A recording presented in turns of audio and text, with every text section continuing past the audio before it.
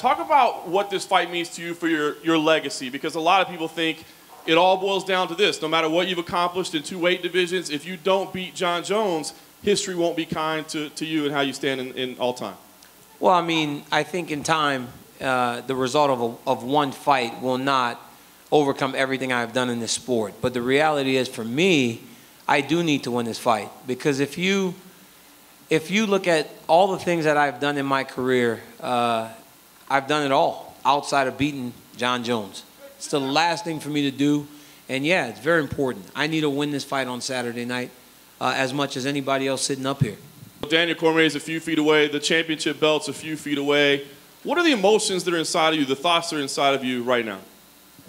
Man, I'm just excited to be here. Guys, first of all, thank you guys so much for being here.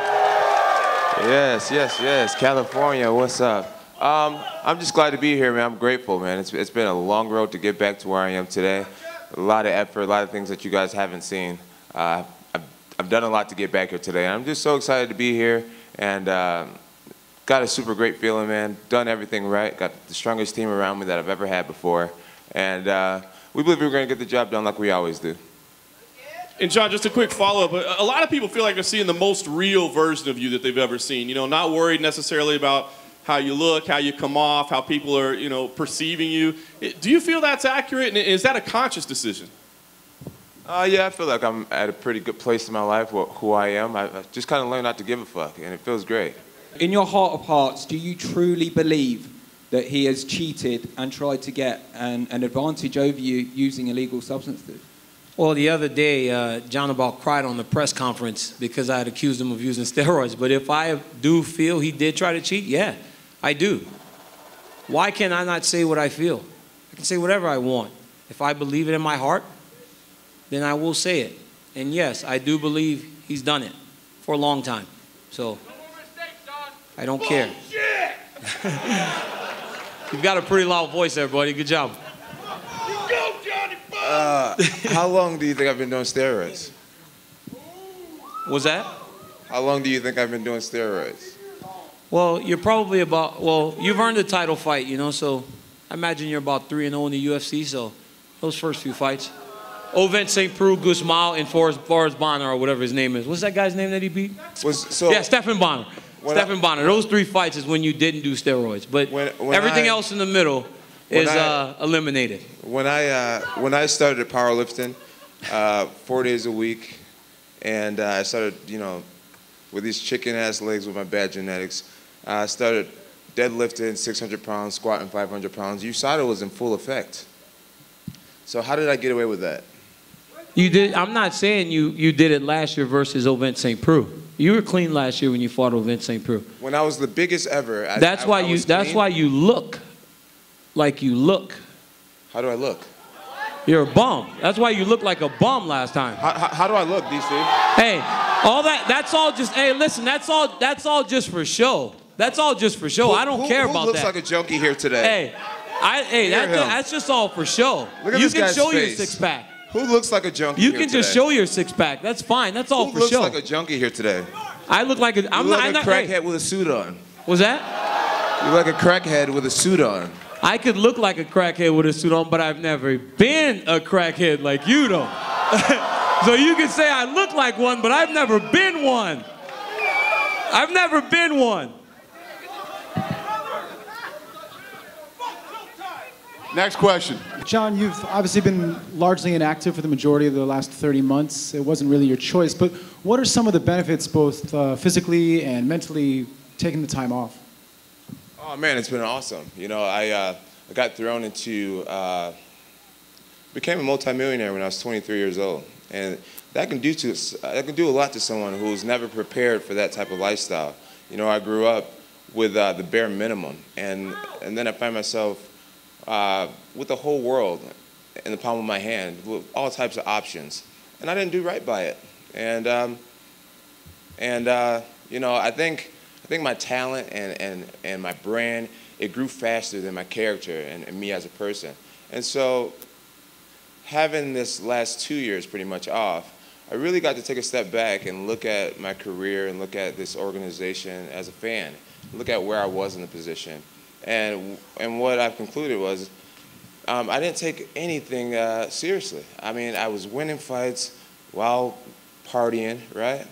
And I just started to think like, you know, I just started taking everything for granted, and I started making mistakes.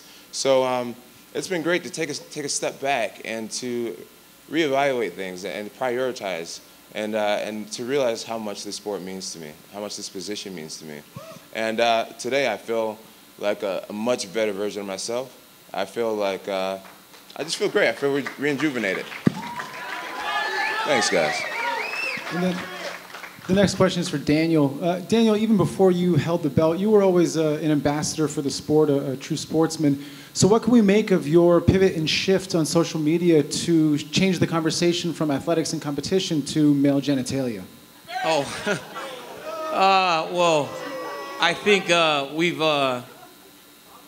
one thing that we have done over social media is exactly what we do when we're in each other's presence. It's just another platform to really get after your opponent. And, you know, he kind of put it out there that that's what it was, and that's why he didn't fight last year, so why not make fun of it? I mean, he makes fun of some of the things that I have done, you know, like the Olympics and the NCAA tournament and all these accomplishments that I've had in my life. And it's fine because it's all out there. So if it's out there, then it's fair game. So yeah, I make fun of his limp noodle. How do you feel leading into this fight? Has it sort of affected you differently? And is it fair to say this is the first time in a long time that you've gone into a fight with a fairly smooth road? Yeah, I feel great. I feel like I answered this question already. But, you know, I feel great. Like I said, I have a really strong team of people around me right now. My coaches, Roberto Alencar, Brandon Gibson, Greg Jackson, Israel Martinez, Mike Wingle-John, Mike Benefield, Devin Clark. Man, all the guys that are in my life are leaders. They're leaders, they're extraordinary men, and super grateful to be surrounded by such a strong group of people. I feel supercharged. Everything's going so smooth, our energy's in a great place, and I got a feeling, man, we're going to take this great energy into the fight on Saturday night and absolutely dominate. Dominate. So I feel great. I feel really great. I'm excited to prove these words to be true. I don't want to spoil your good energy, but at the end of the trailer, you utter some powerful words, which are, I need to win this fight, I need to get my life back. I'm just curious, how closely is the belt and being the champion tied to your life and your identity? And if for whatever reason that wasn't to happen, how would that affect you and, I guess, your life? Well, like I said, I won the belt when I was 23. I decided to be a martial artist at age 19. And I do associate my life with being a world champion. I mean, the majority of my adult life, I've been a world champion athlete. And even without the belt, I know that I'm a champion for the rest of my life. But yeah, I say I need to get my life back because a big part of me feels incomplete without it. I've heard Daniel say things like, you know, I'll be fine if I lose this belt. And it just shows me a lot about his attitude. I also heard him say something about, he said when he was doing an interview with Matt Serra, how he was preparing himself against Ryan Bader to lose a championship level fight, like he knew it was coming or it was possible. I don't think like that, you know. I really identify myself as a champion, and a champion without his belt, it's like a knight without a sword. I gotta have it, and so I'm gonna get it. Thanks, Jon. Jon Jones and yourself were on stage, and then obviously the fight didn't happen. How are you feeling now leading into just a few days away from Saturday, and have you sort of allowed yourself to get excited and accept the fact that it is going to happen? You know, he's saying all the right things, seems to have done the right things. I mean, I don't really pay that close attention to him like he does to me, obviously, but he's saying the right things. He seems to be doing the right things, so there's no reason for me not to think that my business partner will show up on Saturday night, because we've done this so many times. This is the 5th time. How many times can we do this without actually fighting? One is not enough. Saturday night, we get to fight. Hey, Jon and Daniel, for both of you guys, I mean, clearly there's a lot of hatred in the air between you guys. Do you take all of that into the octagon, like right when the fight starts, or do you need to separate yourself from it a little bit so you've got your wits about you during the fight? Well, I mean, last time I thought I brought a lot of that into the octagon with me. It served me no good. I mean, you have to change things. If you make a mistake, you learn from it, and that's what I'm doing. Not only the training had to be intense in terms of the fight, but also the mental preparation too. And mentally, I feel better than I've ever felt. So I won't take any of this animosity into the fight. I've always said time and time again, man, if there's issues between you and a person, and it's issues outside of just this sport, then you can do that anywhere. It doesn't have to be to the confines of the octagon. So if there are issues between Jon and I that need to be addressed after Saturday, then they'll get addressed. As far as the dislike for Daniel, when it comes to me, it gives me added motivation to do the things that I'm certain he's not doing. For us to both be clean athletes. When I say clean, I'm saying mainly the steroids, right? I know for a fact that a 39-year-old cannot possibly keep up with a 29-year-old when it comes to training your ass off every day. So when I do that fourth workout every day, I know for a fact that this injury-prone guy over here is probably not training 4 times a day because he's probably believing in the power of recovery. So it gives me that added motivation to just get my 4 workouts done. And as far as the hatred going into the octagon, Daniel's already said the first time we fought that the adrenaline or that big fight feeling took over him, and that was part of the reason why he lost. I find that interesting. A guy who wrestled in the NCAAs, a guy who wrestled in the Olympics, a guy who fought for the Strikeforce Championship. How could a guy with so much combat experience allow butterflies to be a reason why he lost the first fight? Right? So it just goes to show, man, by the words that comes out of his mouth. One of my favorites, if you want to know what's in a man's heart, you listen to the words that comes out of his mouth. And he's weak. He's weak. And so I'm just excited to prove that again. The weight issues, are there going to be any going into Friday? You guys both going to be okay? I feel pretty good, but we'll bring a towel just in case.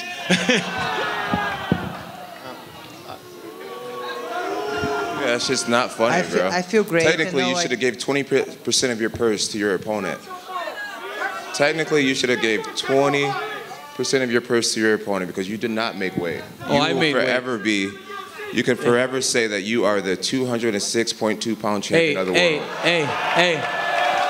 Hey, listen, there are a lot of things that you shouldn't be sitting up here right now for all the shit that you've done. So you sit up there on your high horse. How the fuck can you judge? You have no room to judge nobody. You sit there with your fucking mouth shut before I walk over there and smack the shit out of you. Ooh. Well, we all know he won't do that, right? Are you mad, Daniel? The truth will set you free. If I don't get there, you've seen time and time again, something will get there. You can always say confidently that I am the only ever 206.2-pound champion of the world. You'll always have that title. Jon, this is a follow-up to the question about Daniel's weight. You've talked a fair bit about that. If he does come in overweight, will you still fight? Oh, yeah, he's not escaping me that easily. I will definitely still fight, and I will take 20% of the chump change he's making. A lot has been made with your training, like your training partner, Cain Velasquez. The last time you were scheduled to fight Jon, Cain was on the card. Mm-hmm. So you obviously got to train with him, and given Cain's recent health situations, how much was he actually able to help you in camp? You know, he was there as a coach at times. On Fridays, he would come in and spar, so I've had him to train with. Everything's going great, man. There are no reasons as to why I should not get my hand raised on Saturday. So everything is in order for me. I like that he's so sure. I like that he's confident. I like that he feels good, because when I turn him back, then we can't retract some of the stuff that we say in the press conference on Wednesday. Underestimated Jon Jones's wrestling ability in that first fight, and do you think that was probably one of the things that kind of cost that one? No, I did. You know, I didn't think that he could take me down as he did. Also, it wasn't just that. I mean, he did a good job of working my body very early in the fight. You know, he stayed the course over 25 minutes. There were a lot of things that he did well and things that I didn't do very well to lose the fight. But in terms of the wrestling, he did do a little bit better than I imagined. And also, I didn't really defend as hard as I could at times. You know, when he'd push me against the fence, I would kind of relax in there, as you saw me do with Rumble Johnson, and he would lock his hands. He's got long arms. A guy like that locks his hands behind your back. It's going to take you down most times. So I did underestimate him a little bit, but again, you learn from every experience, and these are things that I will not do on Saturday night. Just shout out to Izzy Style Wrestling, Martini High School, one of the baddest motherfucking wrestling coaches in the game. You're the man, Izzy.